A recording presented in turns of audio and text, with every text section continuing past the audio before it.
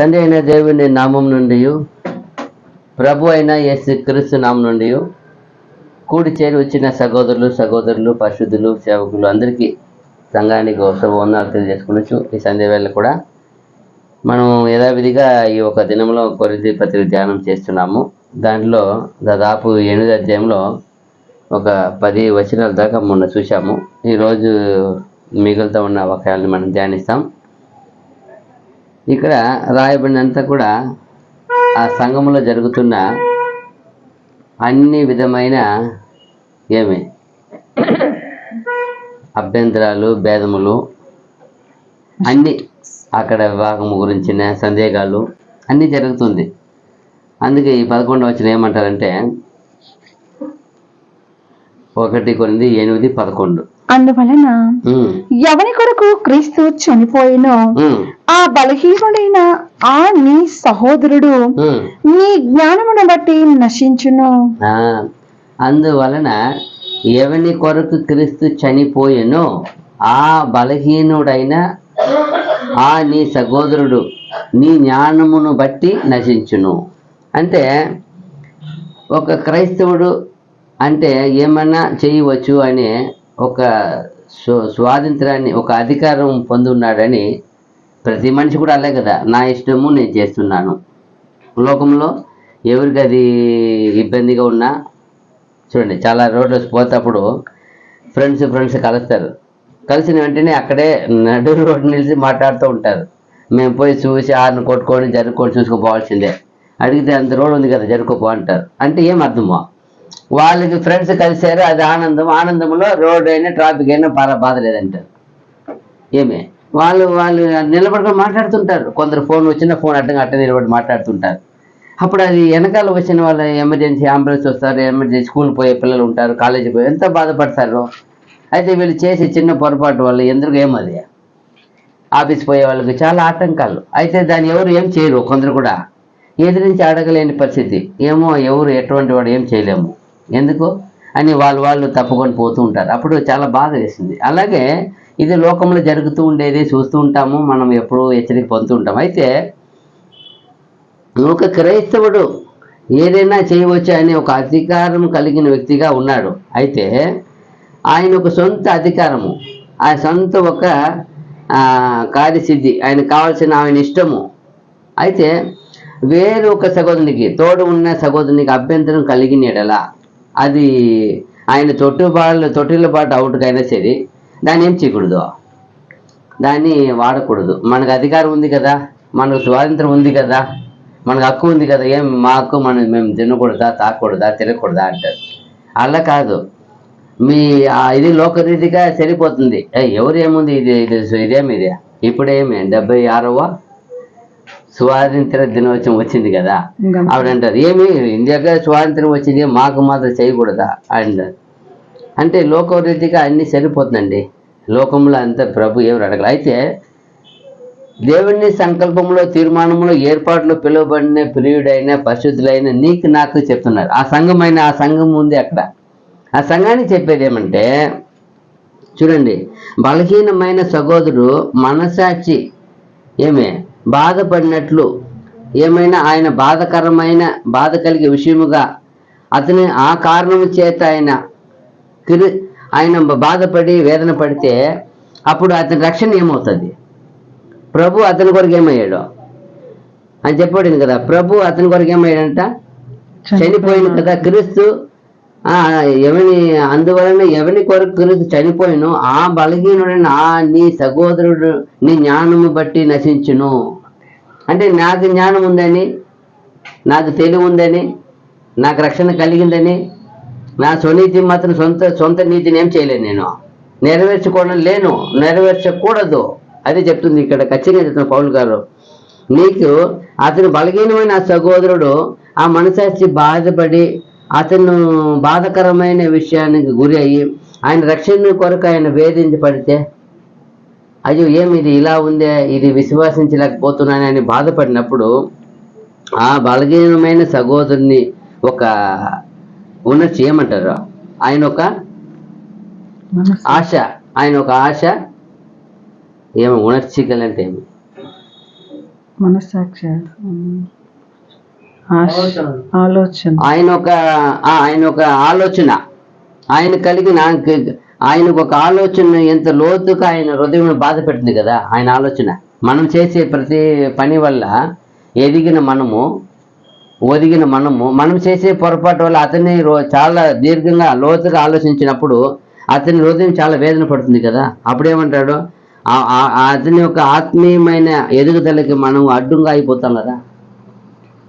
అతని యొక్క ఆత్మీయ ఎదుగుదల మనం ఏమవుతున్నామో అడ్డుపడుతున్నాము. ఏదో విధంగా మనం ఏం చేస్తాం, అతన్ని తొట్టిళ్ళ పాటు చేస్తున్నాం.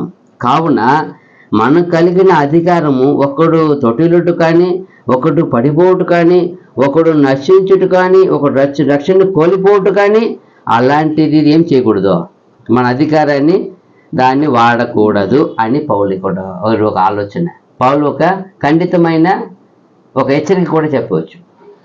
ఖచ్చితంగా చెప్తున్నాడు, అందువలన ఎవరిని కొరకు క్రీస్తు చనిపోయెనో ఆ బలహీనుడైన నీ సహోదరుడు నీ జ్ఞానమును బట్టి నశించుచున్నాడు కదా, నశించిపోతాడు కదా. ఇది లోకంలో ఎవరి గురించి ఏమీ లేదండి, లోకానికి ఏమీ లేదు, తెలీదు. దేవుని ప్రణాళికని, దేవుని ఏ ఒక్క విషయం తెలియదు. అయితే సర్వం ఎరిగిన సంఘము, క్రీస్తులో అంగము, క్రీస్తులు ఎవరు అంగము, అదిదే చెప్తున్నా. వాళ్ళు అన్నీ ఏమంటారా, మంచి చెడు అన్నీ ఎరిగిన వాళ్ళు. లోకానికి ఏ మంచి తెలియదు, దేవుని గురించి మంచి తెలియదు, చెడు మాకు తెలుసు వాళ్ళకి. అయితే మనము మంచి చెడు రెండు ఎరిగి ఉన్నాం. మంచి ఏమి, దేవుడే మంచి, దేవుడు చేసిన క్రియ మంచి, దేవుడు సత్యవంతుడు, దేవుడు సమస్తం పరిపాలిస్తున్నాడు, దేవుని జ్ఞానం చేత కలిగింది, దేవుడే మనకు రక్షణ ఇచ్చాడని మనకు తెలుసు కదా. మంచివి ఎంత మంచివే. అదేంటాడు, నీ యొక్క జ్ఞానమును బట్టి, నీ మంచి జ్ఞానము చేత, నీ మంచి ఒక పరిపూర్ణమైన బుద్ధి చేత నీ యొక్క సొంత అధికారం, మీ యొక్క సొంత అధికారాన్ని వాడే వల్ల అతని ఒక బలహీనమైన సహోదర రక్షణ పోవడానికి కారణమవుతుంది కదా. అప్పుడేం చేయవద్దంటాడు, నీ సొంత అధికారాన్ని ఏం చేయవద్దు, వాడవద్దు. ఎందుకు, అది ఒక్కడు తొట్టిల్లట్టుకు మార్గం అయిపోతుంది, ఒకడు పడిపోవటానికి మార్గం పోతుంది, ఒకడు పాపం చేయడానికి ఏమి వస్తుంది వాడి హృదయంలో. వాడు పాపం చేయడానికి నీ వల్ల వాడికి ఏమొస్తుంది, ధైర్యం వస్తుంది. అంత గొప్ప పెద్దవాడే చేస్తున్నాడు, నువ్వు వచ్చి ఉండొచ్చు, 20-30 ఏళ్ళు ఉండొచ్చు, అతను కొత్తగా వచ్చి ఉండొచ్చు, 2-3 ఏళ్ళు 5 ఏళ్ళు అయి ఉండొచ్చు. నువ్వు చేసే పొరపాటు ఆయన ఏమవుతాడు, ధైర్యం తెచ్చుకుంటాడు కదా. ఆయన మూత పెద్ద సగోరు ఆయన చేస్తున్నాడు, అప్పుడు ఇది మనం చేయవచ్చా అని ఏమవుతుంది వాడిలో ధైర్యం పుట్టించేది ఎవరు ఒక ధైర్యము, ఎవరు ఒక తప్పిదం వల్ల, నువ్వు చేసే సొంత అధికారం వల్ల. అదిదా చెప్తున్నాడు, నీ చేసే సొంత అధికారం వల్ల అతని ఆత్మీయ జీవితం ఏమైపోతాయి. ఇప్పుడు ఎదిగిన ఆత్మీయ జీవితం పడిపోవట్టు కారణమవుతున్నావు, తొట్టిల్లట్టు కారణమవుతున్నావు. అది చెప్తున్నాడు, అలాంటిది మీరు చేయకూడదు. యాకోబు 4:11 చూసినప్పుడు, యాకోబు పత్రిక 4:11 సహోదరులారా ఒకనికి విరోధముగా ఒకడు మాట్లాడకుడి, తన సహోదరునికి విరోధంగా మాట్లాడి తన సహోదరునికి తీర్పు తీర్చువాడు ధర్మశాస్త్రమునకు వ్యతిరేకముగా మాట్లాడి ధర్మశాస్త్రమునకు తీర్పు తీర్చుచున్నాడు. చూసారా, ఇప్పుడు దేవుని తీర్పు తీర్చేస్తున్నారు, మనుషులు కాదు. ధర్మశాస్త్రం ఎవరు ఇచ్చింది, దేవుడు ఇచ్చిన సొంత రాత. ఆయన రాసి ఇచ్చారు, ఆయన రాత. అది ఆయన రాతని ఏం పడుతున్నాడు, ఇప్పుడు తప్పు పడుతున్నాడు, తీర్పు తీర్చేస్తున్నాడు. ఎవరి ఒక తప్పుని బట్టి, సహోదరుని ఏం చేసిన వాడిని బట్టి, విరోధంగా నువ్వు మాట్లాడే మాటని బట్టి. చూసారా, అప్పుడు మనము నేర్చుకున్న గొప్ప విధులు సత్యాలు అంతా కూడా ఎక్కడ లింక్ ఉంది, అది ఎవరి దగ్గర పరిపూర్ణత పెట్టారు, సహోదరుని ద్వారా పెట్టారు. సహోదరునికి నువ్వు ఏమి చేయలేదు, అది ఎవరికి చేయలేనట్టు అయిపోతుంది, దేవునికే చేయలేకపోతుంది. దేవుని విధిని ధర్మశాస్త్రాన్ని నువ్వు తీర్పు తీరుస్తున్నావంట. ఏమని చెప్తున్నారు అక్కడ, సహోదరులారా, ఆ, ఒకనికి విరోధముగా ఒకడు మాటలాడకుడి. ఇదిదా ఫస్ట్ పాయింట్. ఒకరికి విరోధముగా ఒకరు మాట్లాడకుడి. తన అదిదా పౌలు ఒక ప్రధానమైన మాటలకు. ఎందుకంటే అక్కడ అనేకులు ఏమైపోయింది సంఘంలో రకరకాలుగా జ్ఞాన విధులు ఏమైపోయి ఒకరి విరోధం ఒకరు ఏం చేస్తారు, మాట్లాడి మాట్లాడి కంప్లైంట్ చేసి చేసి వాళ్ళు వీళ్ళ గురించి చెప్పడం, వీళ్ళు వాళ్ళ గురించి చెప్పడం, ఇదే తరచుగా జరుగుతుంది. అది చెప్తున్నారు. సహోదరులారా, ఫస్ట్ ఆఫ్ ఆల్ ఒకటి చేయండి, ఒక్కరిని విరోధం కూడా ఏం చేయొద్దండి, మాటలాడకుడి. ఫస్ట్ ఆఫ్ ఆల్ స్టాప్ చేయవలసింది ఏమంటే మీరు ఒక్కరిని విరోధం మాట్లాడకూడి. తన సహోదరునికి విరోధముగా మాట్లాడి, చూడండి, తనకి సహోదరునికి విరోధముగా మాట్లాడి తన సహోదరునికి తీర్పు తీర్చువాడు. తన సహోదరునికి ఏంటి తీర్పు తీర్చేసింది ఈడే. ఇక్కడ ఏం చెప్పబడింది లేఖనము, మిమ్మల్ని మీరే సంఘం ఏం చేయాలి, తను తానేం చేయాలా, సిద్ధపరచుకోవాలి. ఎలా సిద్ధపరచాలి, తను తానేం చేయాలా, తీర్పు తెచ్చుకోవాలా, సరి చేసుకోవాలా. తను తానే సంఘం అలంకరించుకోవాలి. అలంకరించడం ఏమి, మనలో ఏమైనా తప్పు ఉందా, ఒప్పు ఉందా, పాపం ఉందా, శాపం ఉందా, అనీతి ఉందా, సున్నీతి ఉందా, అక్రమాలు ఉన్నాయా, దుర్బోధన ఉందాయా, నా సొంత నీతితో నడుస్తున్నానా, దేవుడి నీతి నడుస్తున్నానా అని దినదినం చేయాలి. వాక్యం చేత పవిత్రపరచుకోవచ్చు, వాక్యం చేత కడగబడుచు, నీతిని వెతుకుచు, రాజ్యాన్ని వెతుకుతూ చేయాల్సిందా. అదిదే సంఘం పని. ఇక్కడ ఏం చేస్తున్నారు, సంఘంలో రంగం ఏం చేస్తుంది, ఇంకొక సహోదరం ఏం చేస్తుంది, తీర్పు. అది ఎక్కడ పోయి చేయాల్సిన పని, ఎవరు చేయాల్సిన పని, అది ప్రభు వచ్చి చేయాల్సిన పని. తీర్పు తీర్చేది ఎవరికి ఇచ్చారు అధికారము, ప్రభుకి ఇచ్చారు. ప్రభుకి మాత్రమే ఇచ్చారు, వేరెవరికి అధికారులు తెలుసు మనకి. అయితే ఇక్కడ సంఘం చేసే పొరపాటు అది చెప్తున్నాడు. సహోదరుని విరోధం సహోదరం ఫస్ట్ మాట్లాడేది, రెండవ తీర్పు తీర్చేది. ఒకరిని విరోధం ఒకరు ఏం చేసేది, తీర్పు తీర్చేది. మరలా తన సహోదరునికి తీర్పు తీర్చేవాడు ధర్మశాస్త్రమునకు వ్యతిరేకముగా మాట్లాడి. చాలు. ఇప్పుడు ఏమైపోయినాడు, మూడవదిగా సహోదరునికి ఒకరిని విరోధంగా మాట్లాడేది, ఒకరిని విరోధంగా తీర్పు తీర్చేది. ఇప్పుడు అది ఎక్కడికి పోయి తీరుస్తుంది దారి తెలుసా, ధర్మశాస్త్రానికి ఏమైపోతున్నాడు, వ్యతిరేక అయిపోతున్నాడు. ఎందుకు వ్యతిరేక అవుతాడు ధర్మశాస్త్రానికి? యేసు ప్రభు ఏం నేర్పించారు, ఆయన సిద్ధాంతం ఏమి, నేను వాళ్ళని పొరుగు వారిని ఇప్పుడు సహోదరుని ప్రేమించకపోతే ఆయన ప్రేమించాడు. చూడండి, ఎంత తక్కువైనా అన్ని విషయంలో, అన్ని జ్ఞానంలో, బలంలో అన్ని తక్కువైన అపోస్తులు ఏం చేశాడు, ఆయన ఎలా ప్రేమించాడో ప్రాణం పెట్టి ప్రేమించాడు. ఆయన వాళ్ళు ఎట్లా తప్పించుకోవాలని పెట్టుకుంటున్నాడు. అయ్యో నాతో, అందుకే అంటారు ఆడు వచ్చినప్పుడు అడిగినప్పుడు, మీరు నేనే కదా కావాల్సింది, వాళ్ళని విడిచేయండి, వాళ్ళని వదిలేయండి, వాళ్ళు పోండి. ఎందుకు వాళ్ళు పోవాలా, వాళ్ళు ఇక్కడ రక్షింపడాలి, తప్పించాలా, వాళ్ళు వద్దు, వాళ్ళే పునాదులు. సంఘం వాళ్ళు ఎవరిపైన ఏం చేయబడాలా, కట్టబడాలా. ప్రభు ఒక తపన, సరే నేను మీరు ఎదిగిన వ్యక్తి నేనే, వాళ్ళని పోనివ్వండి, వాళ్ళని వదిలేయండి, అంతే. అదిదా గురి. ఆయన గురి అంతా సంఘం పైన ఉంది, తన పైన లేదు. అయ్యో నేను కాపాడపడాలా, నేను రక్షింపడాలా, నేను ప్రాంతం ఉండాలని లేదు. ఆయన ఎక్కడ గురి కలిగి ఉన్నాడు, సంఘం పైన గురి కలిగి ఉన్నాడు. ఆ సంఘం ఇప్పుడు ఏం చేస్తుంది, యేసు పైన గురి కలిగి ఉండాలి. సంఘానికి అపోస్తలులు ఎవరిపైన గురి ఉన్నది, యేసు పైన గురి ఉన్నది. ఆయన వీళ్ళపైన గురి, వాళ్ళు ఆయన పైన గురి. ఇదిదా సంఘం ఒక పద్ధతి, ఇదే సంఘం వానికి ఉండవలసిన గుణగణాలు. అంటే ఇక్కడ ఎక్కడ గురి కలిగి ఉన్నారు, ఇక్కడ సహోదరమైన తీర్పు తెచ్చడానికి, విరోధంగా మాట్లాడడానికి గురి కలిగి ఉన్నారు. అట్లా గురి కలిగినప్పుడు ఏమైపోయింది, ఇప్పుడు ధర్మశాస్త్రాన్ని వ్యతిరేకముగా మాట్లాడండి. ధర్మశాస్త్ర వాక్యానికి వ్యతిరేకంగా అయిపోతున్నాం. ఎంత గొప్ప, ఎవరు విరోధం అయిపోతున్నాము. వాక్యం ధర్మశాస్త్రం ఎవరిది, దేవుడు ఇచ్చినారు, దేవుడిని వాక్కు అది, దేవుడు రాసి ఇచ్చారు. ఆయనకి రాయమని ఆయన ఆత్మతో నింపి రాశారు. అది మనకు తెలుసు, బాగా తెలుసు. ఇది అక్కడ ఇక్కడ కొంచెం రాయబడి, ఎందుకంటే అది అంతా మనం ఏం చేయాలని, బోధ కలగాలని మనకు రాసి ఇచ్చారు. అయితే మనం ఇన్ని ఎరిగి కూడా సహోదరు తీర్పు తీర్చేది, అది ధర్మశాస్త్ర వ్యతిరేకంగా అయిపోతాయి. మరలా ధర్మశాస్త్రములకు తీర్పు తీర్చుచున్నాడు. నీవు ధర్మశాస్త్రములకు తీర్పు తీర్చినడలా ధర్మశాస్త్రమును నెరవేర్చువాడవు కాక న్యాయము విధించువాడవైతివి. అది చూసారా, ప్రభు నెరవేర్చారు. ఆయన నీతిలో పోయి ఆయనలాగా మనం అనుసరిస్తే మనం నెరవేర్చినట్టు అయిపోతాయి. మనకు వ్యతిరేకంగా వెళ్ళిపోతే, సహోదరు తీర్పు తీరిస్తే ఆయన ఎక్కడ వచ్చి ఏం చేయాల, ప్రభు ఎవరికి ఏం చేయాల. చూడండి, ఎందరో తీసుకువస్తున్నారు, ఇదిగో ప్రభు విచారణ కట్టబడి చెప్పు అంటారు. ఎక్కడ కూడా చెప్తున్నారు. ఏమైనా చెప్తున్నారా, నేను కూడా మీరు ఏం చేయను, తీర్చడు చెప్తున్నాడు. ఎందుకంటే ఆయన తీర్పు తీర్చి అప్పుడు రాలే ఆయనకి. ఇంకొక ఆయన మా పొలం పంచిపెట్టమని పిలుస్తాడు. మమ్మల్ని మీకు మధ్యవర్తి పెట్టినవాడు ఎవరప్పా? ఎవరు?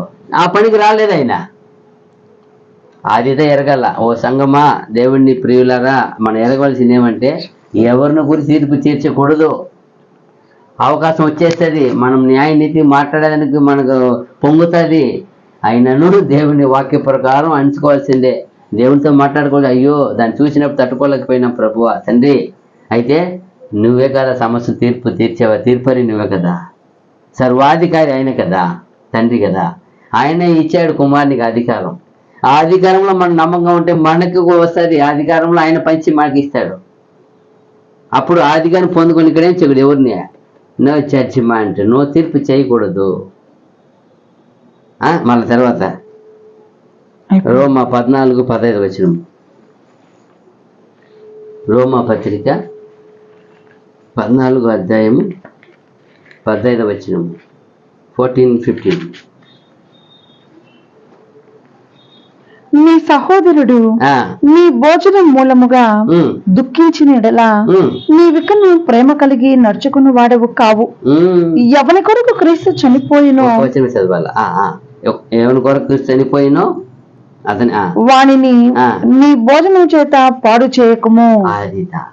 ఎవరి కొరకు చనిపోయినాడో, అందరి కొరకు. ఎవరి కొరకు చనిపోయినాడు? అందరి కొరకు చనిపోయినాడు. అయితే నువ్వేం చేయి, నీ భోజనంలో ఏం చేయకూడదు, వాడిని పాడు చేయకూడదు. అదిదా ఇక్కడ మనం చూడాల్సింది. ఎంత బాగా చెప్తా చూడు. ఎవరి కొరకు చనిపోయినో నీ సహోదరుడు నీ భోజనం మూలముగా దుఃఖించిన ఎడల నీ వికను ప్రేమ కలిగి నడుచుకుని వాడవు కావు. ఏమంట? ఫస్ట్ ఆఫ్ ఆల్ ఒకటి కోల్పోయినాడు. ఒకటికి అభ్యంతరం కలిగిస్తున్నాడు అంటేనే, అతను అభ్యంతరం పడుతున్నాడు అంటేనే ఏం కాదు, నువ్వు ప్రేమ కలిగి నడుచుకుని వాడవు. ప్రేమ వ్యక్తే కాదంట. అప్పుడు దేవుళ్ళు ఎలా ఉంది? దేవుణ్ణి మనం ఎలా ప్రేమిస్తాడు? ఆయన మనం ప్రేమతో నడుచుకున్నాడు. దేవుడికి మనం బతికున్నాం, మన శ్వాసంతో ఉన్నాం. ఈరోజు ఆయన మనల్ని ఏం చేస్తున్నాడు? ప్రేమిస్తున్నాడు. ఆయన శ్వాస మనలో పెట్టి ఉన్నాడు. అప్పుడు మనం ప్రేమ కలిగి నడుచుకోలేకపోతే దేవుని ప్రేమ ఏం చేయలేంట, మనం ఏం చేయలేంట.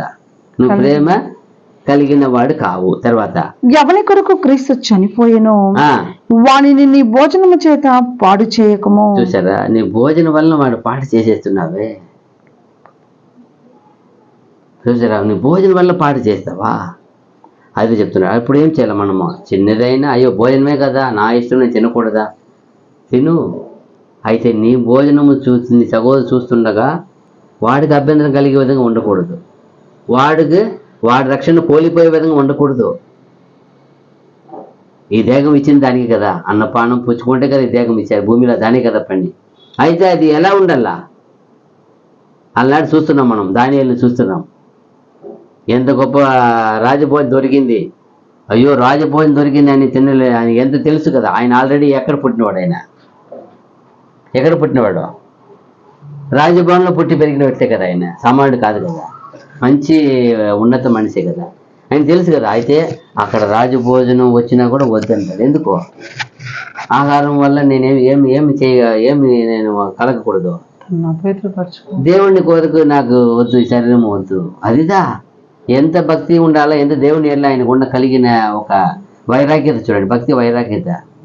అది చక్కగా ఆయన వేడుకున్నప్పుడు మార్గం తెలిసింది, ఆయనకు రక్షణ కల్పించింది. దాని నుండి కూడా తప్పించుకున్నాడు ఆయన. ఎంత చక్కగా చూసారా? జకర్యా 8:17. జకర్యా 8:17 వచనం. 8:17.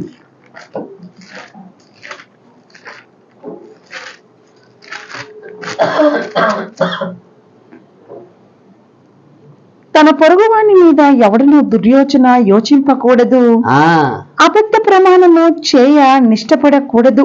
తన పొరుగువాని మీద ఎవ్వడూ ఏం చేయకూడదంట, దుర్యోచన యోచింపకూడదు. అదిదా ఫస్ట్ ఆఫ్ ఆల్. దుర్యోచన, తప్పుగానే ఆలోచించేది. ఎంత ఇది కదా. మనం విన్నాం, ఎవరు చెప్పారు విన్నాం, అయితే ఆలోచించేది అట్లే ఉండొట్టు. ఆయన అట్లాంటి వాడే, ఈయన కలుపుకునేది. అది ఎట్లా అవుతుంది? ఏమంటున్నాడు? బాగా చక్కగా చెప్తున్నాడు. తన సహోదరుని మీద తన పొరుగువాని మీద తన పొరుగువాని మీద ఎవడను దుర్యోచన ఆ యోచింపకూడదు అబద్ధ ప్రమాణము చేయ నిష్టపడకూడదు ఇటివన్నీ నాకు అసహ్యములు. దేవునికి అసహ్యమైన కార్యం ఇవే యెహోవా వాక్కు. ఎలాంటి కార్యం అది? అబద్ధ ప్రమాణం చేసేది, చూడకుండానే నేను చూసినట్టే సాధించేసేది. లేదు అది అట్టంటి వాడు, అట్ట చెప్పాడు, ఇట్ట చేశాడు, ఇట్ట చూశాను. ఒక్కరూ చూడకుండా చూసినట్టు ఎన్ని అబద్ధాలు, ఎన్ని కల్పన కథలు, ఎన్ని అబద్ధ ప్రమాణాలు, ఒట్టు పెట్టుకునేది ఎంత ఘోరమైన పాపం. చూడండి అంత చక్కగా, నీకు పొరుగువాన్ని విరోధం ఏం చేయవద్దు, ఆ అబద్ధ ప్రమాణం చేయవద్దు, అబద్ధము చెప్పకూడదు, దుర్యోచన ఏం చేయకూడదు, యోచించకూడదండి. దుర్యోచన వద్దండి, తప్పైన ఆలోచన. అప్పుడు ఎట్లా మనం దేవుని వాక్కు, సత్య వాక్కు నిలిచి ఉంటుంది? ఎలా సత్యం మనలో ఉంటుంది? ఎలా ఆయన ఒక నీతి న్యాయం ఎలా ఉంటుంది? అందుకే ప్రభువు చక్కగా మత్తయి 5 అన్నాడు, హృదయ శుద్ధి గలవారు ధన్యులు. అందుకే శుద్ధం కాపాడుకోవాలా. ఆయన ధన్యులు పక్కన ఆయన దగ్గర పక్కన అవుతుంది. సామాన్య వ్యక్తి పోలేదు. పాపులు పోవచ్చు, పోయి ఆయన దగ్గర క్షమాపణ పొంది మారు మనసు పొంది ఏమైపోవాలా? ధన్యులుగా మారిపోవాలా. అది గురి. అందుకే పిలుపు మనకి. అయ్యో ఎలకాలం పాపులుగా ఉండాలని కాదు పిలిచింది ఆయన. అది ఒక స్టేజ్ వచ్చినప్పుడు తెలియదు కాబట్టి ప్రభు సరే ఓకే క్షమాపణ పొందుకో. అందుకే ఆయన ప్రతిసారి స్వస్థపరిచేటప్పుడు ప్రతి వాడిని చూసి చెప్తాడు, ఇంకనూ ఏం చేయవద్దు, పాపం చేయవద్దని వార్నింగ్ ఇచ్చే పంపుతాడు. నువ్వు వెళ్ళి మోషే చెప్పిన ప్రకారం కానుక సమర్పించు, కానీ ఇంకనూ పాపం చేయవద్దు. ఎందుకో ఇంతవరకు చేసేది ఏం చేశాను నేను, మన్ని క్షమించిన. అలాగే మనం కూడా ఇంతవరకు చేసిందంతా ఆయన వచ్చినప్పుడు క్షమించేసినాడు. ఇంకొను పాపం చేసుకుంటూ ఉంటామని కాదు. అయ్యో పాపి ఎల్లప్పుడూ నేను పాపం చేస్తూ ఉంటాను, మన్నిస్తూ ఉంటాడు. అదే పనియా? ఇదేమన్నా ఏమంటారు, ఆయన బట్టలు ఉతుకుతారు కదా, ఏమంటారు వాళ్ళని, సాకలు ఏమంటారు, సాకలు వాడు. మనం వాడేది చేసేది ఉతుకుతా ఉంటాడు. అదే పనియా? మనం పాపం చేసేది ఆయన కడిగేది, పాపం చేసి కడిగి, ఇదే పనియా? ఇది అలాంటి పని కాదు. ఒక్కసారి నువ్వు ఒప్పుకున్నావా, ఆ రోజు ఆయన క్షమాపణ పొందావా, మన్నించినాడు, నీతి మంచిగా చేశాడు. అక్కడి నుండి నువ్వు ఆ దేవుడు ఆయన కోరుకున్న ధన్యుడిగా జీవిస్తూ ఉండాలా. పవిత్రతని కోరుకోవాలా, పరిశుద్ధతని కోరుకోవాలా, నీతిని కోరుకోవాలా, సత్యమును కోరుకోవాలా. దాన్ని ఏం చేయాలా? రోజుకో దాన్ని ప్రేమ, ఆయన రోజు ఎంత, వెడల్పు ఎంత, ఎత్తి ఎంత, ఏం దాని గురించి ఏం చేయాలా? ధ్యానం చేసుకొని వెళుతూ ఉండాలి. అదిదా పిలుపు, అదిదా రక్షణ. ఇక్కడ ఇలా కాదు, ఇలా పొరుగువాని విరోధంగా దుర్యోచన చేసేది, మళ్ళీ అబద్ధం సాక్షి పలికేది ఏమైపోయినా ఇప్పుడు దేవునికి వ్యతిరేకత. ఎంత బాగా చెప్తాడు. ఆ బలహీనమైన సహోదరుని యొక్క ఆయన ఒక ఆశాపాషలు, ఆయన ఒక అందమైన ప్రణాళిక, ఆయన దేవుని ఎందుకు కలిగిన ఆసక్తి, అది నువ్వు చేసే పొరపాటు వల్ల ఎంత లోతుగా అతని హృదయం బాధపరుస్తుంది కదా. ఆ బాధ వల్ల అతని ఆత్మీయ జీవితం దెబ్బతింటుంది కదా. ఆ దెబ్బ జీవితం వల్ల అతని రక్షణ కోల్పోతాడు కదా. ఇదంతా ఎవరు కలిగిందే? నీకు కలిగిన అధికారం, నీకు కలిగిన స్వాతంత్ర్యము నాకు కలిగిందని నేనేం చేయగలేను ఎవరికైనా. అదిదా నీ యొక్క స్వాతంత్ర్యం, నీ యొక్క అధికారం వల్ల ఎదుటి వాడిని ఏం చేయకూడదు, రక్షణ కోల్పోకుండా చూడాలి. అందుకే అన్నాడు ఆయన సామెతలు కూడా, ఒకని ఎదుట సరైన మార్గము సరైన కనపడుతుందంట. ఒకని ఎదుట ఏంటంటే ఎవరు ఎదుట వాళ్ళకి నీతి కనపడుతుంది. అది అయితే అది ఎక్కడ పోయి కంపేర్ చేయాలా? దేవుని వాక్యం ఇచ్చేది, నేను చేసేది సరియేనా, నేను మాట్లాడేది సరియేనా, నేను ఆలోచించేది సరియేనా? అందుకే మా పెద్దవాళ్ళు చెప్తారు, ప్రతిదినం పోయి సాయంత్రం నైట్ పడకేటప్పుడు నువ్వు మోకరించి, దేవా ఈ దినం ఏమేమైనా విరోధంగా మాట్లాడాను, చూశాను, ఏమైనా ఉంటే తెలియపరిచి వాటి నుండి విముక్తి చెయ్యి అని వేడుకోవాలా. ఎందుకంటే మనం ప్రతిదినం ఏం చేసే వాళ్ళకి ఉండాలా, పవిత్రతను వెతికే వాళ్ళకి ఉండాలా. దేవుడి రాజ్యమును గురించి అదే ఆయనకి ఇష్టము. చూడండి తర్వాత 12వ వచనము, 1 కొరింథీ 8:12. ఈనాడు సహోదరులకు విరోధముగా పాపము చేయుట వలనను వారి బలహీనమైన మనస్సాక్షిని నొప్పించుట వలనను మీరు క్రీస్తునకు విరోధముగా పాపము చేయువారగుచున్నారు. ఇలాగ సహోదరులకు విరోధముగా పాపము చేయుట వలనను వారి బలహీనమైన మనసాక్షిని నొప్పించుట వలనను మీరు క్రీస్తునకు విరోధముగా పాపము చేయువారు అగుచున్నారు. చూసారా ఎక్కడ కలిగింది ఇదంతా? అక్కడ మనం చూసాం కదా, భోజనం ఒకటి, వ్యర్థమైన ఆలోచన, దురాలోచన ఒకటి, అబద్ధ సాక్షి ఒకటి, తీర్పు తీర్చేది ఒకటి, విరోధంగా మాట్లాడేది ఒకటి. ఫస్ట్ ఎక్కడ స్టార్ట్ అయింది? ఒకరిని విరోధంగా ఏం చేసేది? ఒకరు మాట్లాడి విరోధంగా మాట్లాడుకుని అక్కడ స్టార్ట్ అయింది. ఒకరి గురించి ఒకరు లేనిపోని ఆయన మీద ఈయన చెప్పడం, నేను ఏమే లేనిపోని ఈయన ఆయన మీద చెప్పడం, ఇదే తరచు అది అయిపోతుంది. 10 సార్లు ఒకే మాట చెప్తుంటే 11 కలిసి వచ్చేస్తుంది. అదేనా అన్నప్పుడు వచ్చేస్తుంది. చూడండి, అతను వచ్చి ఏదైనా తోటలో చక్కగా అతను ఆమె నిజం చెప్తోంది. నిజమా, అది నిజమా అన్నప్పుడు ఏమైపోయింది? వచ్చేసింది. కాదు, మీరే దేవుళ్ళు అయిపోతారన్నాడు. నేను చెప్పినాడే, అయిపోయా, తల తిరిగిపోయింది మొత్తం. కన్ఫ్యూజ్ ఏం చేసేది? వచ్చే కన్ఫ్యూజ్ చేసేసేది అబద్ధం చెప్పి. అలాగే ఇలా ఈరోజు జరిగేది, అబద్ధం చెప్పి కన్ఫ్యూజ్ చేసేది ఒకరినొకరిని. అది కాదు, ఎంత చక్కగా చెప్తుంది. ఇలాగూ సహోదరి విరోధముగా పాపము చేయుట వలనను వారి బలహీనమైన మనసాక్షిని నొప్పించుట వలనను మీరు క్రీస్తునకు విరోధముగా పాపము చేయువారు అగుచున్నారు. క్రీస్తునందు సహోదరు ఒకరికి విరోధముగా ఎదురుగా అలా ఒక కార్యం చేసేటప్పుడు, లేదా ఆయన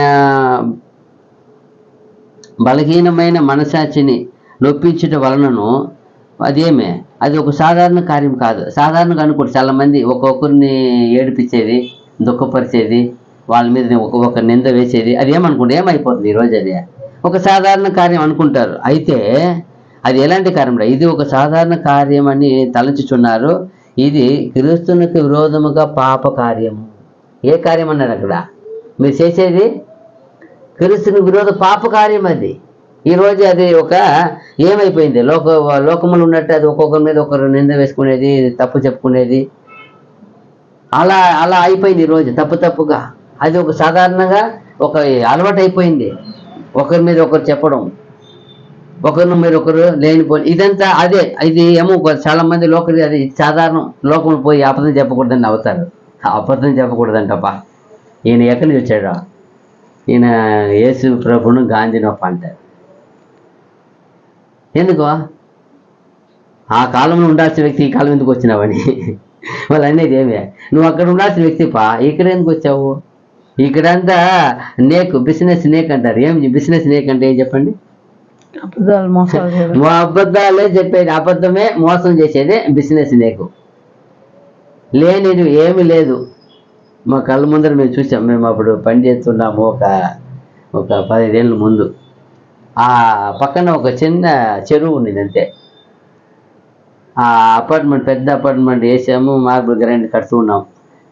ఆయన ఏం చెప్పాడు? ఇంజిన్, సైట్ ఇంజిన్ వస్తాడు. ఆయనకి పెద్ద ఇంజిన్తో ఈయన సార్, ఇది చెరువు ఒక లేక్ మరి తయారయ్యి ఇక్కడ పడవంతా వదులుతారు సార్ అన్నాడు. అవునా, పడవ వదులుతారా? రోజు ఈవినింగ్లో ఇక్కడ బోట్ అంతా పోతారు, రన్నింగ్ ఉంటుంది సార్, అంత మరి ప్లాన్ అయిపోయింది సార్. అవునా అని మొత్తం అపార్ట్మెంట్ వచ్చిన వాళ్ళకని చెప్పి కొన్ని ఇచ్చేసినారు.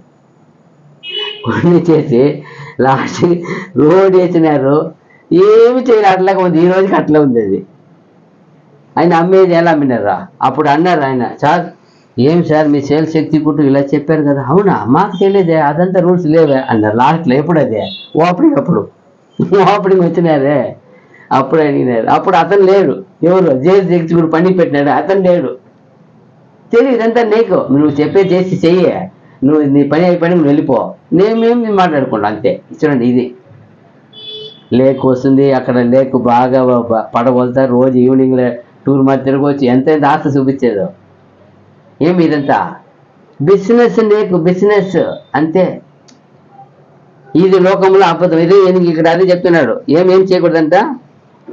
సోదరునికి విరోధంగా చేసేది, అతనికి బలహీనమైన మనసాక్షిని బాధ పెట్టేది, ఇదంతా సాధారణ కార్యం అనుకుంటున్నారు. ఇది క్రీస్తునకు విరోధమైన పాప కార్యము అవుతుందంట. కార్యం అంట ఇది.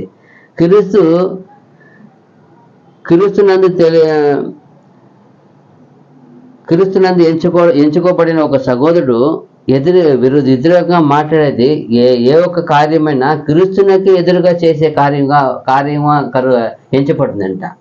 ఎందుకంటే క్రీస్తు ఆయన ఏం చేసుకున్నాడు? అతన్ని స్వీకరించాడు, అతన్ని ఎన్నుకున్నాడు, అతన్ని బిడ్డగా, అతన్ని సహోదరుగా ఎన్నుకున్నాడు. దేవుని కుమారుడు అయిపోయినాడు. అతనికి ఏమైనాడు? యేసుకే సహోదరు. ఇప్పుడు సహోదరునికి, ఇప్పుడు ఆయన సహోదరునికి వ్యతిరేకంగా ఒక విషయం ఎవరు చేస్తున్నారంటే ఇది ఎవరు చేసినట్టే? యేసుకు చేసినట్టే. అది చెప్తున్నాడు. ఒక ఎంచుకొనిన ఒక దేవుని చేత ఆయన రక్షింపబడిన ఒక వ్యక్తిని ఇలాగో బాధ పెట్టడం, అతన్ని ఇబ్బంది పెట్టడం అనేది అది క్రీస్తునికి విరోధంగా పాప కార్యముగా అవుతుంది అని చేసినప్పుడు, తర్వాత చూసినప్పుడు క్రీస్తుకి ఎదురుగా చేస్తే ఎలా? ఎందుకంటే ఇప్పుడు ఒక శరీరంలో అనేక అవయములు ఉన్నాయి. ఒక శరీరంలో అనేక అవయములు ఉన్నాయి. ఒక అవయము బాధపడినప్పుడు అన్ని అవయం బాధపడదా? బాధపడతాయి. ప్రధానంగా బాధపడేది ఏ అవయమో? తలే కదా. అన్నిటిని ఏం చేయాలా? ఇప్పుడు ఏదో తగిలింది, మీరు పోయి డాక్టర్ నిలబడినారు, ఏమైంది అని అడిగినప్పుడు నోరు చెప్పాలా? తల నుండి వచ్చేది వాయిస్ వచ్చి ఏం చెప్పాలా? నాకు దెబ్బ తగిలింది సార్, కాళ్ళు ఏళ్ళు కమ్మి గుచ్చుకున్నాయి. అవునా? ఇది నోరు చెప్పకపోతే ఎక్కడ చూపించినప్పుడు కళ్ళు ఏం చేయాలా? చూపించాలా, వినాలా. అప్పుడు ఇప్పుడు మనకు సంఘానికి శిరస్సు ఎవరై ఉన్నారు? యేసు ప్రభు శిరస్సై ఉన్నారు. ఇప్పుడు ఒక సహోదరుని, ఒక అవయముగా ఉన్న సహోదరుని బాధపడినప్పుడు, ఇబ్బంది పెట్టినప్పుడు, ఏదో ఒక విషయంగా ఆయన మానసికంగా మీరు అతన్ని వేధించినప్పుడు ఇది ఎవరిని బాధించినట్టు? తల అయిన క్రీస్తుకి బాధించినట్టు. అది చెప్తున్నాడు సేవకుడు. ఈ రోజు చాలా మంది తెలియక ఇలా పొరపాటు చేస్తారు. ఇక్కడ ఒకరిని ఆటలుగా తమాషగా వాళ్ళు ఈనముగా మాట్లాడేది, ఘనహీనంగా మాట్లాడేది, వాళ్ళని తిండలు భయం చేసేది, పర్యాసపరిచేది చాలా విషయాలు ఉన్నాయంట. అలా వాళ్ళని మాట్లాడేది సాధారణ కార్యం అనుకుంటారు లోకముల వల్లే. ఇది లోకంలో సాధారణ కార్యం. అయితే ఇక్కడ ఏముంది? మీరేం చేయకుండా ఉంది? ఎవరు ఒకరికి ఏం చేయకూడదు ఉంది? విరోధముగా పాపం చేయకూడదు. ఏ ఒక్కరు అభ్యంతరం చేయకూడదని ఉంది. ఏ విషయంలోనే చేయకూడదు, అభ్యంతరం కలిగించకూడదు. మీరు పోకిరి మాటలైనను మీరు ఏమి పర్యాసించేది ఏం పెట్టారు? అపహసించేంత మీరు ఏం చేయకూడదు, ఉండకూడదు అన్నారు. మనం అది చేస్తుంటే అది చెప్తున్నాడు ఇక్కడ. అలాంటిది మీకు ఉండకూడదు. ఇలా ఒక సహోదరుని బాధపరిచే విధముగా చేసి అది క్రీస్తునికి వ్యతిరేకంగా ఎంచబడి అతను ఆయన ఒక క్రీస్తులో అవయం ఉన్నాడు కాబట్టి ఇప్పుడు అతను బాధపడినప్పుడు అది మన శిరసైన యేసు క్రీస్తునికే బాధ. అలాంటి క్రీస్తు సంఘానికి శిరస్సుగా ఉన్న ప్రకారము ఇతను ఒక అవయం కాబట్టి ఈ విశ్వాసికి ఎదురుగా మీరు ఏమి విరోధంగా కార్యం చేసినానో అది క్రీస్తునకు చేసినట్టే. కావున మీరు ఆ సహోదరుని బాధించి ఏ కార్యమైనా ప్రతి విశ్వాసి కూడా తాము చేసే కార్యము ఎందరికైనా ఏ కార్యమైనా సరే క్రీస్తునికైనా సహోదరునికైనా ఎవరికైనా అభ్యంతరం కలగకుండా వాళ్ళని బాధించకుండా జాగ్రత్తగా చూసి చేయవలను. ఎలా చేయాలంట? సత్యం ఎరిగిన ప్రతి ఒక్కడు తాను చేసే క్రియను ఏం చేయాలని ఉంది? జాగ్రత్తగా పరీక్షించి చేయవాలని ఉంది కదా. ఎందుకు చెప్పారు? ఎక్కడ పాపంలో పొరపాటు అయిపోతాయని అది చెప్తున్నాడు. ప్రతివాడు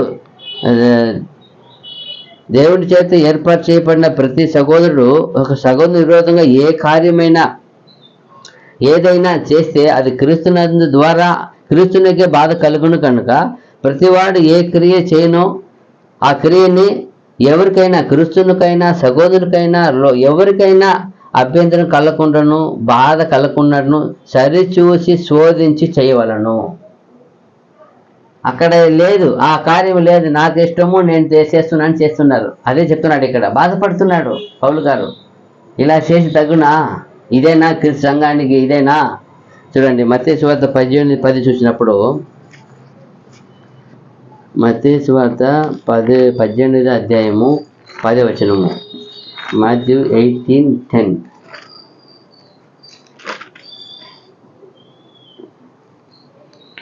ఈ చిన్నవారిలో ఒకరినైనను తృణీకరింపకుండా చూచుకొనుడి. వీరి దూతలు పరలోకమందున్న నా తండ్రి ముఖమును ఎల్లప్పుడూ పరలోకమందు చూచుచుందురని మీతో చెప్పుచున్నాను. అదిదా అల్పుడే కాండి, గొప్పవాడే కాండి. అదే అంటారు ప్రభు, ఈ చిన్నవాణినో ఒక్కనికి అభ్యంతరము కలగకుండా ఏమంటారు? చూచుకునుడి, తృణీకరింపకుండా. చదవండి మళ్ళా. ఈ చిన్నవారిలో ఆ, ఒకడినైనను ఆ, తృణీకరింపకుండా చూచుకునుడి. ఆ, వీరి దూతలు ఆ. పరలోకమందున నా తండ్రి ముఖమును ఎల్లప్పుడూ ఉమ్, పరలోకమందు చూచుచుందురని ఉమ్. మీతో చెప్పుచున్నాను. చూసారా? అదిదా ఈ చిన్నవా ఎవరైనా సరే లోకంలో ఆయన గొప్పవాడు కాకపోవచ్చు, ఘనవంతుడుగా ధనవంతుడుగా ఏమి మంచి బలాఢ్యుడుగా జ్ఞానిగా కాకపోవచ్చు. అయితే అందుకే ఈ చిన్నవాడినినో ఏ మాత్రం అభ్యంతరం కలగకుండా జాగ్రత్తగా చూసుకొనిడి. ఎందుకంటే వీరి దూత పరలోకము దేవుడిని దర్శిస్తుంది. దర్శించి ఏం చెప్తుంది? ఈ రోజు ఈ చిన్నవాడికి చేయబడిన అన్ని చెప్పేస్తుంది. ఎవరో అల్పుడుగా ఉన్నారు, ఆయనకి మీరు చేశారనుకో, అది పోయి ఎక్కడ పోతుంది? అందుకే ప్రభు చెప్పారు, వాణ్ణి క్రియ నా వెంట వచ్చి ఎలా వస్తుంది? ప్రతిరోజు ప్రతి మనిషిని గురించి ఏం చేయబడుతుంది? అక్కడ కౌంటింగ్ అవ్వబడుతుంది. అంటే ప్రతి విషయము లెక్కింపబడుతుంది. ఎలా మనకు విశ్వాస వీరుల పార్టీకి ఎలా వచ్చిందో గ్రంథం రాయపడారో అలాగే ఈ పరిశుద్ధుల గురించి అందరూ దేవుని సంఘం గురించి రాయపడుతుంది. ఆ రాబోయే 1000 సంవత్సరాలు వాళ్ళకి ఏం చేయబడతావంతా ఇవ్వబడుతుంది. అది చెప్తున్నారు ఇక్కడ. జాగ్రత్తగా చూచుకోండి. మార్కు సువార్త 9:42, మార్కు 10:42.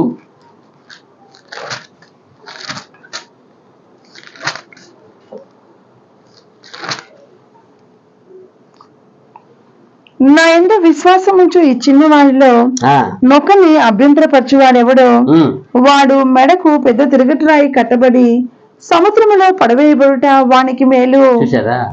ఈ చిన్నవాడిని జాగ్రత్త చూసుకోండి. అక్కడ అన్నాడు, ఇక్కడేమంటుంది తెలుసా? జాగ్రత్తగా వాడిని అభ్యంతరపరచువాడు చాలా శిక్ష ఉంది. వాడు మెడకు పెద్ద తిరగటిరాయి కట్టబడి. అది వదిలే, మనం ఫస్ట్ ఏం చెప్తున్నాడు? ఈ చిన్నవాడికి అభ్యంతరపరచువాడు నా యందు విశ్వాసం ఉంచు.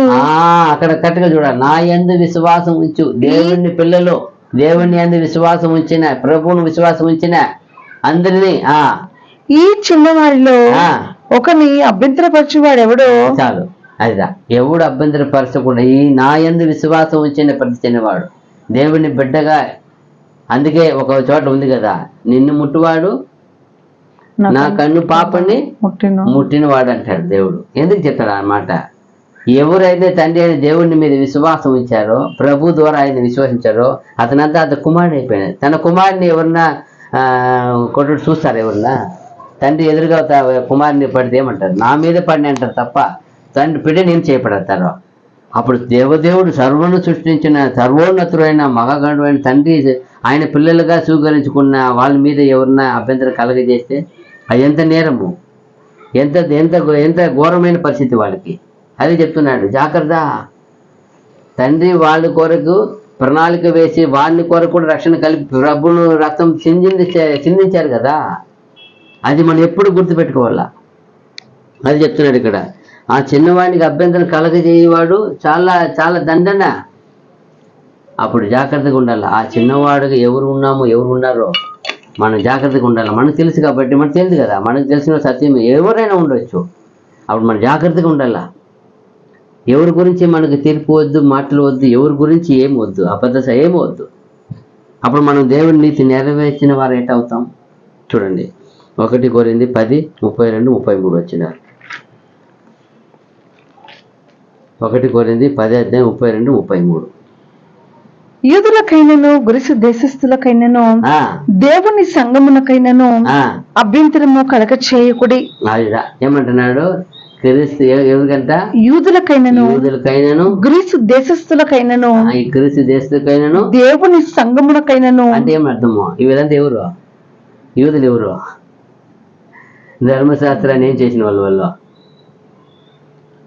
అంగీకరించిన వాళ్ళు, దేవుని ఎరిగిన వ్యక్తులు. తర్వాత గ్రీసు దేశస్థులకైనా ఎవరు? వాళ్ళ జ్ఞానమునే గొప్ప అనుకుంటూ ఉన్నారు. వాళ్ళకి లోకస్తులే. వారైనా సరే దేవుని సంఘమునకైనా, దేవుని సంఘం, 3వ వ్యక్తి ఇప్పుడు సంఘం వచ్చింది. 3 గ్రూప్ వచ్చేసారు. వాళ్ళు విశ్వాసం వేరు. వాళ్ళ పాత విషయంలో ఎవరైనా భక్తి ఉన్నా సరే, లోకంలో ఉన్నవారైనా సరే, తండ్రి క్రీస్తు ద్వారా తండ్రిని విశ్వసించిన దేవుని సంఘముకైనా సరే ఏం చేయకూడదు, అభ్యంతరము కలగ చేయకుడి. ఇలాగూ నేను కూడా స్వప్రయోజనమును కోరక అనేకులు రక్షింపబడవలనని వారి ప్రయోజనమును కోరుచు అన్ని విషయములలో అందరినీ సంతోషపెట్టుచున్నాను. ఇదిదా క్రీస్తు ఒక ప్రేమ అంటే, ఇదిదా క్రీస్తు ఒక రక్షణ కూడా అంగీకరించిన వ్యక్తి ఉండవలసిన క్రియ అంటే అదిదా.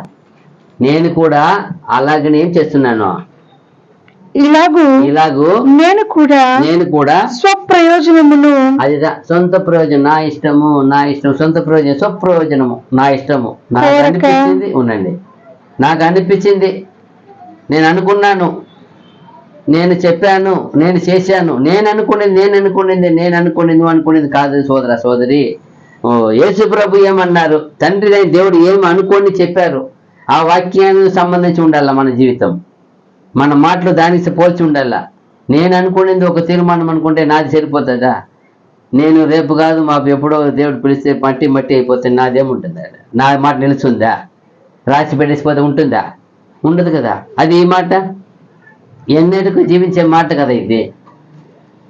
నేను అనుకున్నాను కదా, అది కదా స్వప్రయోజనం. చాలా మంది అదే ప్రాబ్లము, అదే ఇక్కడ జరిగేది అదే. నాకు అనుకున్నాను, నేను తింటున్నాను, నేను అనుకున్నాను, నేను తాగుతున్నాను, నేను అనుకున్నాను అని నా సొంత స్వనీతిలో పోతున్నా. అది చెప్తున్నా, స్వప్రయోజనము ఏం చేయకూడదంట, స్వప్రయోజనమును కోరక అనేకులు రక్షింపబడవలనని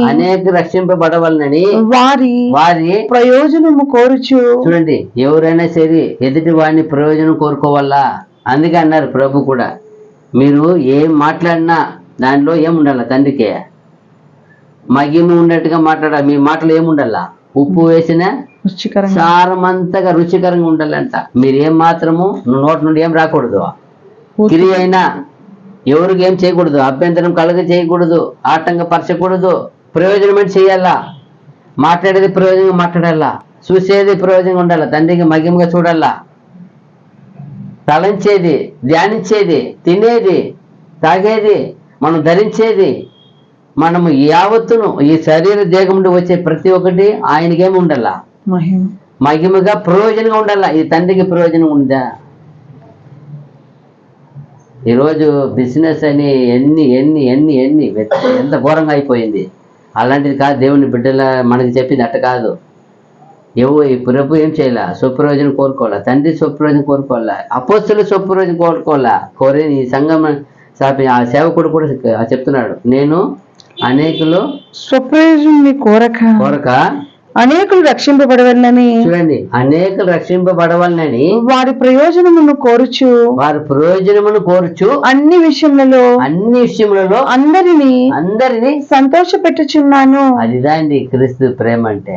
అందరినీ ఏం చేయబడాలా, సంతోష పెట్టబడాలా. అందరినీ, తండ్రిని, ప్రభుని, దేవుని ప్రియులని, ఎంతమందిని చూడండి, రక్షణలు ఎంతమంది సంతోషపెట్టారు. ఈరోజు మనకి ఎంతో ప్రయోజనంగా రాసిపెట్టిపోయారు ఆయన సేవకుడు. ఎంత గొప్ప మాటలు తీసుకొని దేవుని దగ్గర అడిగి తీసుకున్నారు ఆయన. అయితే మనం గమనించాలా, ఆయనకి ఎన్ని ఆటంకాలు వచ్చినాయి చూసినప్పుడు, ఎన్నిసార్లు దెబ్బతిన్నాడో. ఆయన దేవుని పని మీద ఏమి లే ఆయనకి. ఎంత బాధ్యత కలిగిన వ్యక్తిగా ఉన్నాడు. ఎన్ని మార్లు కొట్టబడినా, చనిపోయిన ఎత్తు బయట పారవేయబడినా, ఎన్ని మార్లు ఆయన్ని ఏమేమో చేయబడినా, ఆయన దేవుని పని మటుకు విసుకక ఆ దేవుడిచ్చిన బాధ్యత చక్కగా నెరవేర్చినాడు. క్రీస్తు తర్వాత ఆయన గొప్పగా నెరవేర్చిన వ్యక్తి అవుతాడు. అలాగే నువ్వు నేను కూడా ఎంత గొప్ప పని చూడండి. 33 అయిపోయిందా? 33 అక్కడ 33 వచ్చిన అక్కడే అయిపోయింది. తర్వాత 13 వచనము, 1 కొరింథీ 8:13 లాస్ట్ వచ్చింది. కాబట్టి భోజన పదార్థము వలన నా సహోదరునికి అభ్యంతరము కలిగిన ఎడల నా సహోదరునికి అభ్యంతరము కలగజేయకుండుటకై నేనెన్నటికీ మాంసము తినను. చూడండి ఎంత మాట చెప్పారు చూడండి. కాబట్టి భోజన పదార్థములను నా సహోదరునికి అభ్యంతరము కలిగిన ఎడల నా సహోదరునికి అభ్యంతరము కలగ చేయకుండునట్లు నేను ఎన్నటికీ మాంసము తినను. ఎంత గొప్ప వ్యక్తి చూడండి, ఎంత గొప్ప మాట చూడండి. నిజంగానే ఈ యొక్క వచనము క్రీస్తు ఒక జీవితంలో ఉన్న అందరికీ మంచిగా జీవించాలని అందరికీ గొప్ప మాట. ఇది చాలా ప్రాముఖ్యమైన వాక్యముకి ఎత్తి చూపుతున్నది. ఏమంటే ఏ ఒక విశ్వాసి ఆకారము లేక ఏ ఒక విషయమైనా సరే ఉన్నప్పుడు అది సహోదరులకి ఏం చేయకూడదు. ఆ ఒక కార్యము గురించి బాధించేది కానీ అతను ఒక ఆత్మీయ జీవితాన్ని కానీ ఏం ఆయనకు దాని వ్యతిరేకత కానీ చేయకుండా వాటిని విడిచిపెట్టేది, త్యాగం చేసేది అవుతుందంట. విడిచిపెట్టేది ఏమవుతుందంట, గొప్ప త్యాగం చేసిన వారు అవుతారంట. చూడండి, మంచిది అవుతుంది. ఒక ఎదిగిన ఒక క్రైస్తవుడు ఆయన ఒక క్రియలు ఎదుటి వాళ్ళకి అది సహాయంగా ఉందా లేక అది తొట్టిళ్ళుగా ఉందా అని ఏం చేయాలంట, గమనించాలంట. ఎదిగిన ఒక సహోదరుడు, ఒక పెద్ద ఎవరో ఉన్నవాళ్ళు, ఎదిగిన వాళ్ళు ఆయన చేసే క్రియను ఫస్ట్ ఏం చేసుకోవాలంట, ఈ క్రియ నేను చేసే కార్యము ఎవరికైనా అభ్యంతరం కలుగ చేస్తుందా లేదా ఎవరికైనా బాధపరుస్తుందా అని పరిశోధించి చేయాలంట.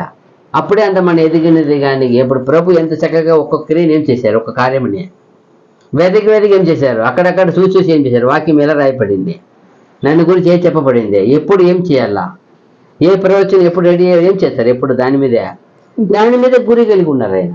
అందుకే ఆయన చక్కగా చేసి ముగించారు. అప్పుడు ప్రతి క్రైస్తవుడు కూడా తన ఒక చేసే ప్రతి కార్యమును, మాట్లాడే ప్రతి మాటను ఎవరికైనా అభ్యంతరం కలుగుతుందా, ఆ కార్యం వల్ల ఏమైనా నష్టం కలుగుతుందా అని ప్రతి ఒక్క ఎదిగిన వ్యక్తి దాన్ని చాలా భిన్నముగా గమనించవలను, జాగ్రత్తగా దాన్ని పరిశీలించవలను. ప్రతి వాడు కూడా అయితే ఒక కమిట్మెంట్, ఒక ముగింపు, ఒక ప్లాన్, ఏదో ఒక ప్లాన్ చేసుకుంటాను అనుకో. ఆ ఒక ప్లాన్లో అది దాంట్లో ఏమన్నా నేను ఒక తీర్మానించిన తీర్మానంలో నా ఒక ప్లాన్లో ఎవరికైనా అది దాంట్లో ప్రేమ ఉంటుందా, కరుణ ఉంటుందా, కనికరం ఉంటుందా, నీతి ఉంటుందా, న్యాయం ఉంటుందా అని ఈ యొక్క కోణంలో వాటిని చూడాలంట. నేను చేసే కార్యంలో ఎవరికైనా ప్రేమ ఏమన్నా తగ్గిపోతుందా, కరుణ ఉంటుందా, కనికరం చూపుతామా, నీతి న్యాయం జరుగుతుందా అని అతను చేసే ప్లాన్, అతను చేసే కార్యములో అది ఉండాలంట. కొందరు కార్యములు చేస్తారు కదా, దాన్ని కనికరం చూడకూడదు. బిజినెస్ అంటే ఇక్కడ ఏమి ఉండకూడదు అంటారు. లోకల్ పాయింట్ ఏమే, బిజినెస్ వేరు ఫ్రెండ్షిప్ వేరు అంటారు. టక్కున తుంచేస్తారు. ఏమంటారు, ఫ్రెండ్షిప్ వేరు బిజినెస్ వేరు అంటారు. ఇప్పుడు కుటుంబం వస్తే కుటుంబానికి బిజినెస్ చేస్తావా? ఇప్పుడు సహోదరులోనే ఉంటారు కదా, సహోదరులకు విశేషత ఏముంది, అప్పుడు లోకానికి విశేషత ఏముంది, అప్పుడు నీ మైండ్ ఏముంది, నీ మైండ్ బిజినెస్ మైండ్ ఉంది. బిజినెస్ కాదు మనం చేసేది ఏమే, ప్రేమ పరిచర్య. ఏమంటది దీన్ని, క్రీస్తు ఒక ప్రేమ. ఇది లవ్, ప్రేమ ద్వారా మన విశ్వాసం ద్వారా ఏమి అవుతుంది, పడతాం రోజు ఆయన ద్వారా మనం దగ్గర చేరుకుంటున్నాం. విశ్వాసము, ఆ ప్రేమ, ఆ కరుణ, క్రియ చూపకపోతే మనం ఏమై ఉంటాం. అప్పుడు మనము అలాగే ఆ ప్రేమ, విశ్వాసము, కరుణ చూపకపోతే అప్పుడు నేను బిజినెస్ అంటే ఇది లోకం చెప్తుంది, బిజినెస్ వేరు ఫ్రెండ్షిప్ వేరు అని. మనకు కాదు, మనము యేసు ప్రభు అంతా మన యావత్తును ఆయనే, మనల్ని ఆయన ఏం చేశాడు, కొన్నాడు. మనల్ని ఆయన కొరకు కొనుక్కున్నాడు. ఇప్పుడు ఆయన ఏమి ఇష్టపడితే కదా చేయాలి. నేను ఇప్పుడు బానిసగా అక్కడ ఐగుప్తులో పరో కొనుక్కోపోయినాడు, పోతీఫరు కొనుక్కోపోయినాడు యోసేపుని. ఈయన ఇష్టానికి జీవించాడా, ఆయన ఇష్టానికి జీవించాడా? పోతీఫరు ఏం చెప్పాడు చేశాడు అంతే. ఎత్తుకుపోయి జైలు అధికారి ఏం చెప్తారో అలా చేశాడు అంతే. ఇతను సొంతంగా జీవించలేదు. అలాగే మనం కూడా ఎవరికి, ఇప్పుడు యేసు ప్రభు ఆయన సొంత రథంతో మనం కొనేశారు. యేసు క్రీస్తునకు పరిచారం చేయాలని, తండ్రికి చేయాలని కొనారు. అప్పుడు మనం ఎవరి గురించి చేయాలా? ఆయన చెప్తాడు, ప్రభు నీ కార్యం ప్రేమతో ఉండాలా, నీ కార్యము కరుణతో ఉండాలా, నీ కార్యము కనికరంతో ఉండాలా, నీ కార్యము నీతితో ఉండాలా, నీ కార్యము న్యాయంతో ఉండాలా, నీ కార్యం ఏదైనా ఎదుటివానికి అభ్యంతరపరచకుండా పవిత్రముగా అది పరిశుద్ధంగా ఉండాలా అంటారు. అప్పుడు నువ్వు చేసేది, నువ్వు మాట్లాడేది. ఇప్పుడు నా గురువుకి ఇదే ఇష్టము, నా గురువు నా మీద మోపిన ఇదే నా బాధ్యత నా మీద. నేను అలాగే నడుచుకున్నానుపా, నువ్వు నన్ను మాదిరిగా వెంబడిస్తావు కదా, ఇదో నువ్వు ఫాలో చేయి. నేను ఎలా ఫాలో చేశాను? నన్ను హింసించినా, నన్ను దూషించినా, నన్ను మూసివేసినా, ఉమ్మివేసినా నేను ఎలా ఉన్నాను? అలాగే ఉండంటాడు ఆయన. అప్పుడు మనం ఎలా ఉన్నాము అది అంటాడు. అప్పుడు ఒక సహోదరుడు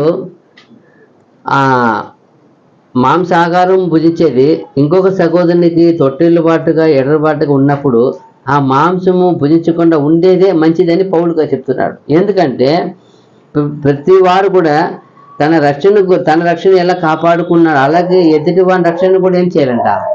కాపాడని సహాయపడాలంట. ఇప్పుడు ఇంతగా ఎందుకు ఇదంతా కారణం ఏమి? మొత్తం ఉంది కంప్లీట్ భావం ఏమి? వాళ్ళ రక్షణ ఏం చేయబడాలా?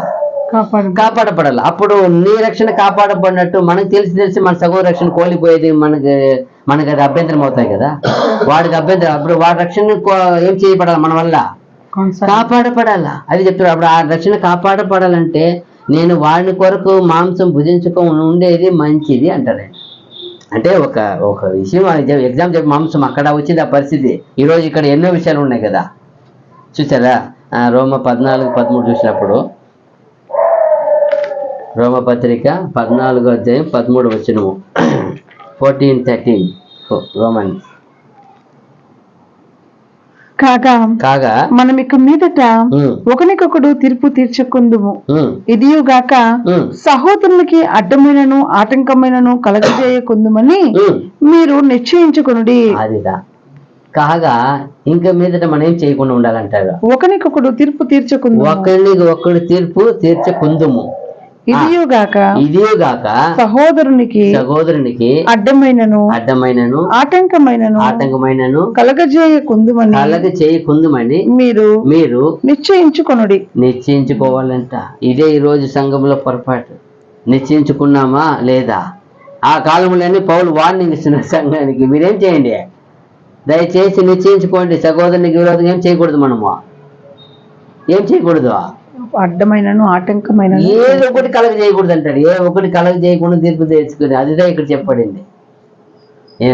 నా స్వాతంత్రం అని, నాకు ఫ్రీడమ్ ఉందని, నాకు హక్కు ఉందని, నాకు అధికారం ఉందని, నాకు బలం ఉందని, నాకు జ్ఞానం ఉందని, నాకు ధనం ఉందని, నాకు చాలా మంది గొప్పవాళ్ళు తెలుసని, నాకు అందరూ పరిచరిస్తులని నేను అనుకునేది ఏం చేయకూడదు. ఇవన్నీ పక్కన మూట కట్టి పెట్టాలి. అదంతా ప్రభుకి ఇష్టం లేదు. ఇదంతా లోకంలో కలిగినవి, ఇదంతా ఇక్కడ కలిగి లోకంలో కలిగింది అధికారము అంతా కూడా. అయితే ప్రభు మనల్ని కొన్నాడు, ఆయన రక్తం తెచ్చి కొన్నాడు, ఆయనకి ఏమి ఇష్టపడుతున్నాడు అదిదా మనం చేయాలి. అది చెప్తున్నాడు పౌలు గారు ఇక్కడ రోమ 15:1-3 వరకు. 15:1-3 కాగా బలవంతులమైన మనము మనలను మనమే సంతోషపరచుకొనక, అది చెప్తున్నాడు ఇక్కడ. బలవంతులమైన మనము, బలము ఏ బలమైన సరే, దేవుని బలము, జ్ఞానము, శక్తి ఏదో ఎత్తుకోవచ్చు. బలవంతులమైన మనము మనలను మనమే సంతోషపరచుకొనక బలహీనుల దౌర్బల్యమును భరించుటకు బద్ధులమై ఉన్నాము. తన పొరుగువానికి క్షేమాభివృద్ధి కలుగునట్లు మనలో ప్రతి వాడును మేలైన దాని యందు అతన్ని సంతోషపరచవలెను. చూసారా? మేలైన దాని యందు అది సంతోషపరచ. అదిదా మేలైనది ఏది ఇచ్చారు నీకు ఇచ్చారు కదా, నేను పొందుకున్నాం కదా. ఆ పరమ ఉన్నతమైన మేలైన ఆ పరమ నిత్య జీవానికి మార్గం పొందుకున్నాం కదా. అదే చెప్తున్నాడు, మేలైన దాన్ని యందు అతన్ని సంతోషపరచవలను. క్రీస్తు కూడా తన్ను తాను సంతోషపరచుకొనలేదు గాని. చూసారా? ఇక్కడ మనం తెచ్చి అదే చెప్తున్నా. క్రీస్తు కూడా తన్ను తాను సంతోషపరచుకొనలేదు కానీ నిన్ను నిందించు వారి నిందలు నా మీద పడెను అని రాయబడి ఉన్నట్లు ఆయనకు సంభవించెను. చూసారా? ఆయన కొరకు సొంతంగా ఆయన అంత గొప్ప వ్యక్తి కదా, మాస్టర్ కదా, ఆయన హ్యాపీగా ఉండొచ్చు కదా, అందరూ సంతోషంగా ఉండమంటే ఆయన సంతోషం కోరుకోలే. ఆయన వచ్చింది ఇక్కడ అంత గొప్ప చిన్న కార్యం కాదు ఆయన చేయబోయేది. ఎంత గొప్ప కార్యం అది, లోక రక్షణ. అది ఎలా వస్తుంది? నిద్ర ఏమీ లేదు, నలుగురు ఉండే కుటుంబాన్ని చాకడానికి నడపడానికి ఎలా వస్తుంది? ఆ కుటుంబ యజమానికి ఎలా వస్తుంది? తల కింద అయిపోతాంలా. ఏమీ లేని కుటుంబం, ఏమీ లేని చిన్న కుటుంబం, భార్య భర్త అనుకోండి, పిల్లలు అనుకోండి, ఎన్ని ఎన్ని ఎన్ని ఇబ్బంది, ఎన్ని బాధ, ఎన్ని వేదన, ఎన్ని అవమానం, ఎన్ని కష్టాలు, ఎన్ని చెప్పలేనంత. ఈ సర్వమానవ కోటి కుటుంబాలు ఏం చేయాలని వచ్చినాడు ఆయన? రక్షించడానికి వచ్చాడు, విడిపించడానికి వచ్చాడు, పాప పరిహారం చేయడానికి వచ్చాడు. అవి ఎంతో బాధ్యత కలిగిన వ్యక్తి ఆయన. అందుకే ఆయన ఎక్కడికైనా నిద్రపోయిన రాయలే. ఆయన ఎన్ని గంటలు లేచి ప్రార్థన చేస్తాడో. ఈరోజు ఎందుకు మనం ఎలా చేస్తారు? ప్రభువుకు కలిగిన ఆ మనసు, ఆ ప్రార్థన సమయము ఎక్కడ ఉంది? సఫాయిగా లోకం 7 అంటే వీళ్ళు కూడా 6 అంతే. వీళ్ళకి ఇదే పెద్ద 1 గంట అంటే మేలు అనుకుంటున్నారు. క్రీస్తు కలిగిన మనసు కావాలా, అది చెప్తున్నాడు. ఏమంటాడు మళ్ళీ? 1, 2, 3 అయిపోయిందా? ఇంకా అయిపోయింది. రోమ 14:21. రోమ 14:21. మాంసము తినుట గాని ద్రాక్షరసము త్రాగుట గాని నీ సహోదరునికి అడ్డము కలగజేయున్నది మరి ఏది కాని మానివేయట మంచిది. చూసారా ఏమంట? మళ్ళీ చెప్తున్నాడు. మాంసము తినుట గాని ద్రాక్షరసము త్రాగుట గాని నీ సహోదరునికి అడ్డము కలగజేయున్నది మరి ఏది గాని నీ సహోదరుని మరేది కానీ మానివేయట మంచిది. అదిదా అంటే ఏం బెదర్ అభ్యంతరం కలిగితే కదా, లేకపోతే తాగొచ్చినా అలా కాదు. అక్కడ జరిగిన సంభాషణ అలా జరుగుతూ ఉంది కాబట్టి ఆయన కూడా చెప్తున్నాడు. ఇలా తప్పుగా అయితే ఎత్తుకోకూడదు మనం కదా. ఎంత బాగా చెప్తా. అప్పుడు ఏదైనా విషయము, ఎందుకంటే ఆ కాలంలో నానా విధమైన అనేక జాతి నుండి వచ్చారు, రక్షణ పొందారు. వాళ్ళు కొందరు ఏమీ భుజించిన వ్యక్తిగా వచ్చారు, ఆ విషయంలో వచ్చి మారు మనసు పొందారు. అప్పుడు చాలా ప్రాబ్లం వచ్చింది. ఈరోజు మరి కాదు, ఈరోజు ఎన్నో వేల సంవత్సరం అయిపోయింది తర్వాత. అప్పుడు స్టార్టింగ్ కదా, ఫస్ట్లో అప్పుడు వచ్చినప్పుడు ఎంత ఇదిగా ఉంటుంది కదా. అలాంటి వచ్చినప్పుడు వాళ్ళ కోసం ఏం చేయాలి మనం? వాళ్ళని రక్షించాలని ప్లాన్ అంతే. అదే అలాంటి సందర్భం చెప్పారు. ఈరోజు వేరే వేరే విషయం, అభ్యంతరం కలిగే విషయం ఏ విషయం ఉండొచ్చు. ఆ రోజు మాంసం అయిపోయింది, ఈరోజు మాట ఉంది, ఈరోజు మర్యాద ఉంది, ఈరోజు ఎన్నో విషయాలు ఉంది, అనవసరమైన ఎన్నో క్రియలు ఉన్నాయి. అవంతా ఆలోచించాల. ఆ కాలానికి తగినట్టు అది, ఈ కాలం తగినట్టు ఏముండదు మనం చూడాలా. అదే అంటాడు ఇక్కడ. ఏమంటాడు? ఒక సహోదరునికి అతని మాంసం భుజించిన వ్యక్తిగా రక్షణలోనికి వచ్చినప్పుడు అతని మాంసం భుజించడం తెలిసి మనం పోయి అతనికి అతనితో పాటు కూర్చొని మాంసము మనం ఇష్టమని తినకూడదు. అతని దాన్ని అభ్యంతరపడను కదా, అతనికి అది అభ్యాసం, ఆయనకి అలవాటు లేదు కదా. కావున అట్టి సందర్భంలో ఆయన మాంసము తినకుండా వదిలివేసేది మంచిది. ఎట్లంటే అతని రక్షణకి అది మార్గం చూపుతుంది కదా. అతనికి అలవాటు లేని పని అతని కూడా మనం చేస్తే ఎట్లా? అందుకే ఒక చోట్ల అంటారు, అక్కడ రొట్టె విరిచేటప్పుడు అంతా పౌలు చెప్తారు, మీకు ఇల్లు లేవా, మీరు పోయి ఏం చేయండి, మీ భోజనం ఎక్కడే. ఒకడు దాని ఇష్టం వచ్చినట్టు ఈ రోజు ఏం చేస్తున్నాడు, భోజనం చేసినట్టు. అలా కాదు, ఇది ప్రభు రొట్టె ఏం చేయలేదంటున్నాడు, నిర్ధారించలేదంటారు. అదే అలాగే ఒక్కొక్క సిచ్యువేషన్ సందర్భం ఉంది. కావున మనం ఏం చేయాలా? ఈ వాక్యం చెప్పు. కాబట్టి భోజన పదార్థములను వలన నా సహోదరునికి అభ్యంతరము కలిగిన ఎడల నా సహోదరునికి అభ్యంతరము కలగ చేయకుండుటకై నేను ఎన్నటికీ మాంసము తినను. ఎంత గొప్ప విషయం కదా. కాబట్టి మనం ఏం చేయాలా? ఈ వాక్య ప్రకారం మనం కూడా విన్నాము. ఆ సంఘము ఎలా పరిస్థితి ఉందో ఈరోజు మనకి ఇది పాఠమే. మనం ఏ రీతిగా ఉన్నామని ఇంతవరకు చక్కగా 8వ అధ్యాయం ధ్యానించిన దేవుని చిత్తమైతే రేపు మనము మరలా ఇలాగా వేరే ఇంకొక అధ్యాయం ప్రారంభించుకుందాం. ఇంతవరకు ఓపిక విన్న అందరికీ వందనములు. God bless you. ఆమేన్.